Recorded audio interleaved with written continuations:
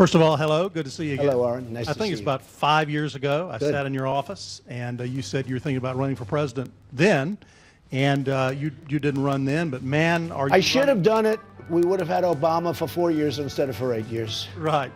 Well, man, are you running now? I am running. Yes. I am running. And actually, this may be better timing for me if you want to know. Right. And you've made a lot of statements about a lot of issues and covered a lot of ground in a very short period of time.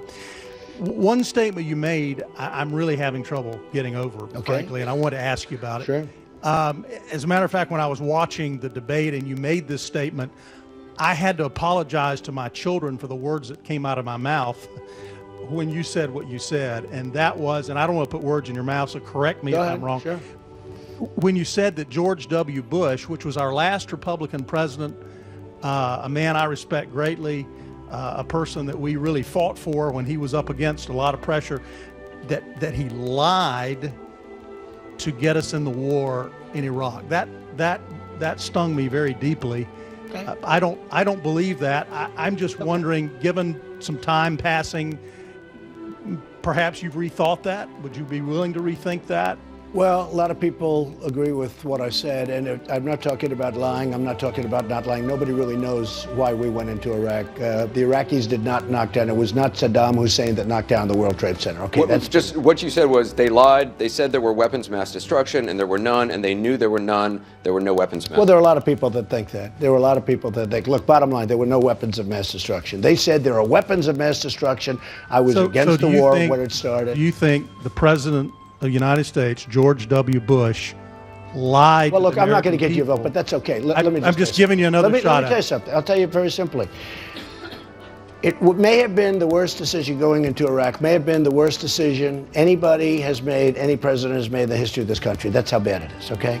The migration that you see today, the destruction of Europe with Angela Merkel allowing millions of people coming into Germany. I have people from Germany. They want to leave Germany. These are people 2 years ago that could do nothing but talk about how they love their country, Germany. They're going to leave Germany. Many, many people are leaving Germany. You're going to end up with big problems in Germany. You look at Sweden the other day. You look at Brussels. I was in Brussels years ago. It's one of the most beautiful places. Now it's like an armed camp. So crazy what they've done. All of this is, everything that's happening started with stupidly going into the war in Iraq. Now, Iraq, we have, and people talk about me with the button. I'm the one that doesn't want to do this, okay? And I'm the one from 2002, 2003 said you shouldn't be doing it. Here's what happens. We have spent $2 trillion in Iraq and fighting Iraq. 2 trillion, 2 trillion. Thousands of lives, right? We have wounded warriors who I love all over the place. These are the most incredible. These are braver than all of us in this room put together. I look at the attitude and I work with them, and these are great people. We got nothing. We have nothing. We're not even there. We can't even make a phone call right now. But to his question, I'm trying to separate. Let me tell you. Do I know? Do you believe he lied, or did he? I can tell you this. I don't whether he lied or not. He went into Iraq. It was a horrible decision. Okay, and Iraq did not knock down the World Trade Center. Where did these people go when they got on the airplanes? You know where they went? Do you know where they went?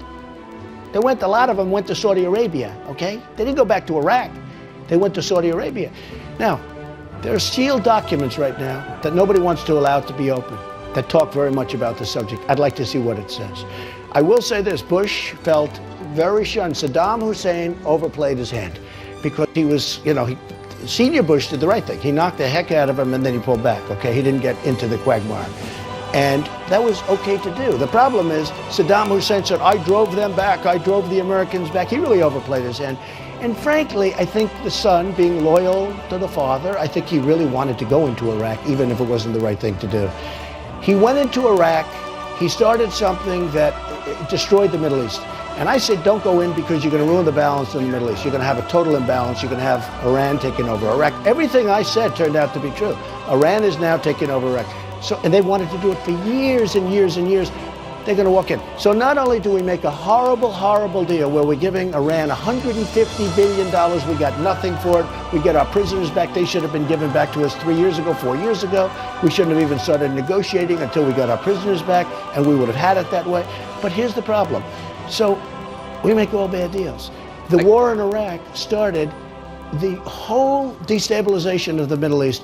It started ISIS, it started Libya, it started Syria. That was one of the worst decisions ever made by any government at any time.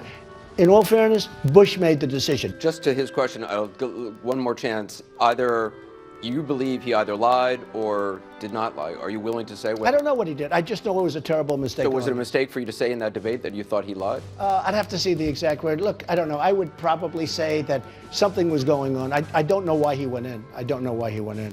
Because, honestly, there was no reason to go in. They didn't knock down the World Trade Center. It wasn't Iraq that knocked it down. You would not say again that George W. Bush lied? I don't know. I can't tell you. I'd have to look at some documents.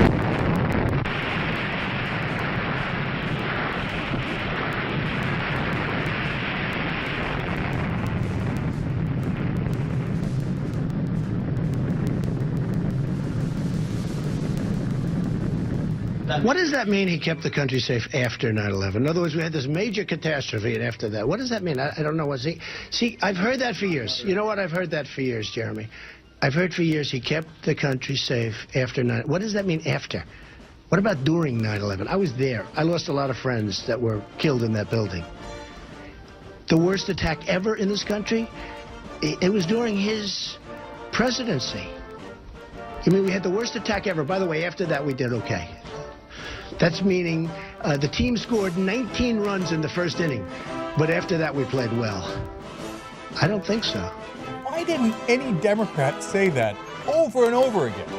Isn't it amazing? What a giant fail by the entire Democratic Party and the entire media. Like, imagine if Al Gore was president. You think the Republicans would have been like, oh, now let's be fair to Al Gore. It's only 9 months into his presidency. No, let's be fair to Al Gore. He got a memo saying Bin Laden determined to attack inside the United States, and he didn't do anything. What do you think Fox News would have done to him? They would have ripped him to shreds. But for all this time, for 15 years, nobody says the most obvious thing in the world. And by the way, that's why Trump is winning. Because he comes out and says things that are, yes, sometimes maniacal, and we're going to get to that in a second, and sometimes things that are just common sense. People go, yeah, that's true. Oh, wait, yeah, that's right. 9/11 happened on his watch. Why does it take a madman to say something so obvious? Why did the media not say this for 15 years? You know, Saddam Hussein was a bad guy. But one thing about him, he killed terrorists. Now Iraq is harbored for terrorism. You want to become a terrorist, you go to Iraq. Saddam Hussein understood, and he killed terrorists. It was such pandemonium and chaos because we got rid of Saddam's army, and we created a vacuum, and we had the Sunnis and the Shias fighting together, that terrorism arose out of that.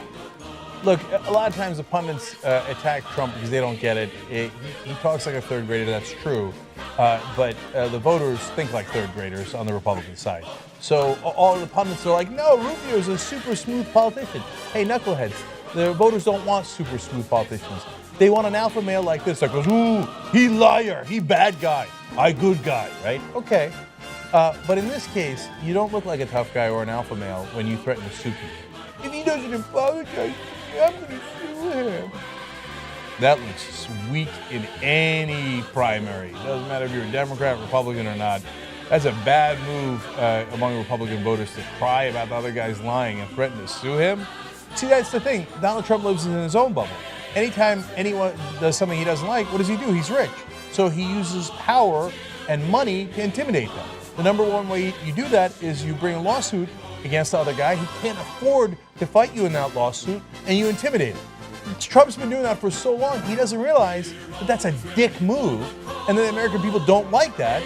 And even Republican voters who like you when you're a tough guy are like, oh, you're going to cry over that and sue him? Kind of a weak-ass move. So that part, I don't think is going to work out for him. And overall, with the Republican voters here, is a guy who's willing to say things on top of his mind. Even if they don't agree with what he's saying, they feel like, well, at least he's not a phony and a fake like all those other politicians. And that's the main reason.